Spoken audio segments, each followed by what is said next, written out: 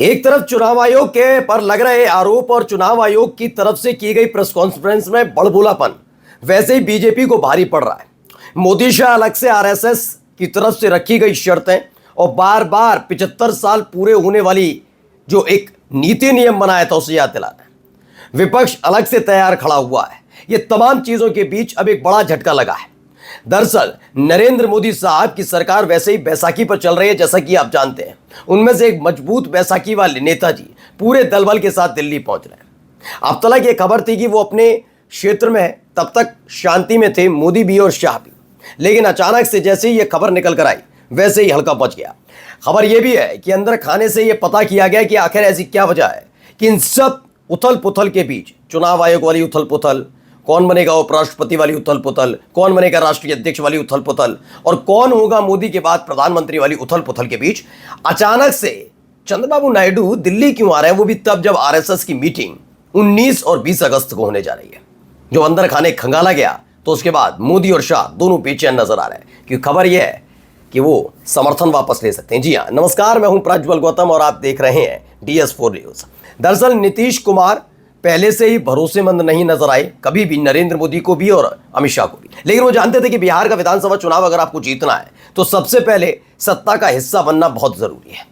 इसीलिए बिहार में जब नीतीश कुमार ने साथ छोड़ा तेजस्वी का, तो फौरन ही अमित शाह की बयान के बावजूद कि कभी वो नीतीश कुमार के साथ नहीं जाएंगे, फिर भी वो नीतीश कुमार के साथ गए, सत्ता में आए। और सत्ता में इसलिए बने हुए हैं कि वो जानते हैं कि महाराष्ट्र और हरियाणा में सरकार कैसे बनाई थी। जब तक वो सत्ता में थे बना ली, वरना झारखंड में भी सरकार बनाई जा सकती थी, लेकिन झारखंड में चूंकि पहले से हेमंत सोरेन सत्ता में रहे, इसीलिए वहां उनकी चल नहीं पाई। अब बिहार की सत्ता में वो कैसे भी काबिज रहकर चुनाव जीतना चाहते हैं, लेकिन नीतीश कुमार को भी अपने नियंत्रण में रखना चाहते हैं, हो नहीं पा रहा। ऊपर से अब नायडू ने टेंशन बढ़ा दी है। पहले एक खबर दिखाने जा रहा हूं, इस खबर को पढ़िएगा। ये उपराष्ट्रपति अध्यक्ष, बीजेपी अध्यक्ष को लेकर जारी चुनावी चर्चा के बीच आरएसएस की अचानक होने जा रही बैठक, भागवत भी करेंगे शिरकत। ये आपके अपने चैनल DS4 ने आपको 3 दिन पहले ही खबर दिखा दी थी। तब तमाम न्यूज चैनल इसे खबर को जो खंगाल रहे थे, उस वक्त तक आपके अपने चैनल ने खबर दिखा दी थी कि 19 और 20 अगस्त को एक बड़ी बैठक दिल्ली में होने जा रही है। वो बात अलग है, गोदी मीडिया के मुताबिक ऐसे ऐसे तर्क दिए जा रहे हैं जिन्हें सुनकर शायद आप विश्वास न करें। उन्होंने कहा उपराष्ट्रपति पद, मैं कहता हूं नहीं। वो कहते हैं बीजेपी राष्ट्रीय अध्यक्ष पद की खींचतान मैंने की, नहीं, क्योंकि इनमें कोई मसला ही नहीं रहा। जो लोग आज भी कह रहे हैं कि कौन बनेगा, तो मैं आपको पहले बता दूं, उपराष्ट्रपति पद का उम्मीदवार घोषित किया गया जो आरएसएस के करीबी हैं। पहले ही पता था कि उपराष्ट्रपति पद सीधे सीधे आरएसएस के पास जाएगा। और अब भी लिख कर कह देता हूं, बीजेपी के राष्ट्रीय अध्यक्ष का पद भी आरएसएस के कोटे में ही जाएगा, ना मोदी की चलेगी ना शाह की। नरेंद्र मोदी और अमित शाह की चिंता सिर्फ इस बात की है कि प्रधानमंत्री की जो कुर्सी है वो ना छिने, और छिने तो शाह के पास जाए, लेकिन वो भी उनके हाथ में नहीं है। क्योंकि खबर निकल कर आई जब 19 और 20 अगस्त को इस बात पर चर्चा चल रही होगी, मोदी के बाद कौन, शाह नहीं, शाह के लिए तो खारिज ही कर दिया है खुद आरएसएस ने, लेकिन मोदी के बाद कौन, तब उसी वक्त चंद्रबाबू नायडू होंगे। दरअसल जिस तरह की गतिविधि और जिस तरह की कार्यशैली नरेंद्र मोदी साहब और अमित शाह की रही है, उसको लेकर कहा जाता है बीजेपी के कई सांसद खुद नाराज हैं। ऐसे में एनडीए के जो सहयोगी हैं वो भी इसी बात का इंतजार कर रहे थे कि जब 75 साल पूरे हों, उसके बाद बीजेपी में मोदी शाह युग का समापन हो और एक नए सहयोगियों के साथ, नए चेहरों के साथ आगे बढ़ा जाए। वो वक्त जब करीब आया तो किसी भी कीमत पर आरएसएस इसके साथ खड़ा नजर नहीं आएगा कि अमित शाह की नई पारी शुरू हो, क्योंकि अगर ऐसा होता है कि अमित शाह को अगर प्रधानमंत्री बनाया गया तो मोदी शाह की जोड़ी वाला समापन नहीं माना जाएगा इसे, ठीक है।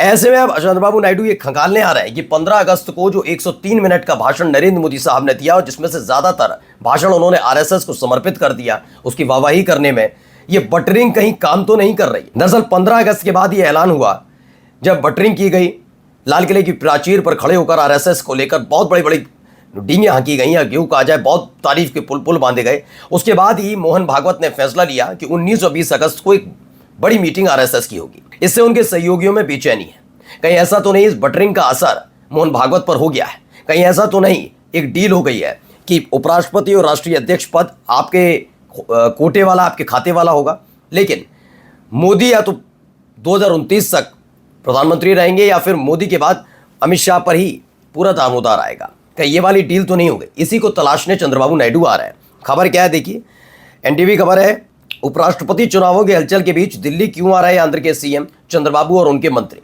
खबर निकल कर आई है जब दूसरे दिन की बैठक चल रही होगी और नतीजा सामने आ चुका होगा कौन बनेगा प्रधानमंत्री वाला, ठीक उसी वक्त चंद्रबाबू नायडू दिल्ली में मौजूद होंगे। अच्छा, अमूमन चंद्रबाबू नायडू जब जब दिल्ली आए, क्योंकि आपको मालूम होगा लोकसभा का चुनाव हुआ और लोकसभा के चुनाव के वक्त ही आंध्र प्रदेश में भी विधानसभा का चुनाव हुआ था। आंध्र प्रदेश विधानसभा चुनाव में बीजेपी, पवन कल्याण की पार्टी और टीडीपी यानी कि चंद्रबाबू नायडू की पार्टी ने मिलकर चुनाव लड़ा था। चंद्रबाबू नायडू की पार्टी को प्रचंड बहुमत मिला। पवन कल्याण अभी भी सरकार में है, बीजेपी भी सरकार में शामिल है, लेकिन खास बात यह है कि अगर अभी इसी वक्त बीजेपी समर्थन वापस ले ले चंद्रबाबू नायडू की पार्टी से, सरकार से, कोई फर्क नहीं।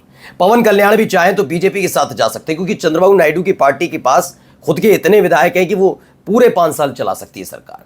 इसलिए जरूरत मोदी शाह को नायडू की है, नायडू को मोदी शाह की नहीं है। समझिए इस पूरे मसले को। अब इन सब के बीच 20 तारीख को ही वो पहुंच रहे हैं। जब 19 और 20 तारीख को ये तमाम चीजें हो रही होंगी, तब 20 तारीख को ये निर्णय लिया जाएगा कि कौन होगा प्रधानमंत्री वाला हिसाब किताब। तब चंद्रबाबू नायडू कहाँ होंगे? दिल्ली में मौजूद होंगे। मैं फिर बता रहा हूं, जब जब वो दिल्ली आए 2 साल, 1.5-2 सालों के भीतर, तब तब उन्होंने मोदी से या अमित शाह से या मोदी में से एक से मुलाकात की। अभी 3 महीने पहले भी आए थे, तभी वो अमित शाह से मुलाकात करके गए। लेकिन इस दौरे की खास बात जानते हैं क्या है? इसमें वो नहीं मुलाकात करेंगे और बल्कि मुलाकात करेंगे मोदी शाह एंटी जो खेमा है बीजेपी के अंदर, उसका नेतृत्व करने वाले नितिन गडकरी। जी हाँ, नितिन गडकरी से मुलाकात होने जा रही है और इस मुलाकात को कुछ लोग जबरदस्ती बताने की कोशिश कर रहे हैं कि वो आंध्र प्रदेश में सड़कों को लेकर, इसको लेकर बातचीत हो रही है, जबकि ऐसी कोई खबर नहीं है। खबर मेन जो है वो ये है कि आरएसएस से वो सीधे मुलाकात नहीं करेंगे, मोहन भागवत से मुलाकात नहीं करेंगे नायडू, बल्कि आरएसएस का संदेश नितिन गडकरी के जरिए चंद्रबाबू नायडू तक पहुंचेगा, या चंद्रबाबू नायडू अपना संदेश नितिन गडकरी के जरिए आरएसएस तक पहुंचाना चाहते हैं। अब आरएसएस और बीजेपी दोनों के मसला समझ लीजिए। दरअसल भारतीय जनता पार्टी, मानकर चलिए भी आरएसएस बैकफुट पर आ जाए, सब कुछ हो जाए, फिर भी उन्हें अपने सहयोगियों की जरूरत है, दरकार है, तभी वो सरकार में रह पाएंगे। और आज ही अगर मोदी शाह खेमा को बैकफुट पर कर दिया जाए, यानी कि सियासी तौर पर बिल्कुल अलग थलग भी कर दिया जाए और आरएसएस पूरी तरह से बीजेपी पर काबिज हो जाए, तो भी इन्हें अपने सहयोगियों की जरूरत पड़ेगी, क्योंकि कुल मिलाकर 240 सीटें इस समय बीजेपी के पास है और बहुमत का आंकड़ा 272 का है, यानी तकरीबन अगर आप देखें तो 32 सीटें कम है।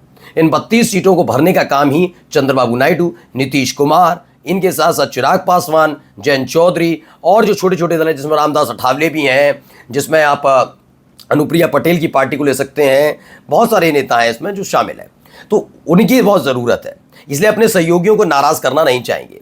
लेकिन सीधे सीधे नायडू माना जा रहा है कि मोहन भागवत से मुलाकात नहीं कर रहे, नितिन गडकरी के जरिए संदेश पहुंचाना चाहते हैं। वो ये बताना चाहते हैं कि इतने लंबे सालों से, वर्षों से जो वो कर रहे हैं, मोदी शाह की जो रणनीति रही, वो उससे असंतुष्ट चल रहे हैं। चूंकि अब उनकी सरकार, उनके युग का समापन हो रहा है, उसे आराम से होने दिया जाए। किसी भी तरह की बटरिंग या किसी भी तरह के हालात में अगर आरएसएस मोदी शाह के शर्तों को मान जाता है, तो चंद्रबाबू नायडू अपना समर्थन वापस लेने लिए बिना दिल्ली से वापस नहीं लौटेंगे। और इसी ने मोदी शाह को बेचैन कर दिया, क्योंकि अब तक तो लड़ाई आरएसएस से इससे बात की थी कि कैसे भी इस बात पर मनाया जाए, या तो 2029 तक मोदी को रहने दिया जाए या अमित शाह को प्रधानमंत्री बनाया जाए। लेकिन अब प्रधानमंत्री ना मोदी ना शाह, इस रणनीति के तहत चंद्रबाबू नायडू दिल्ली पहुंच रहा है। नमस्कार।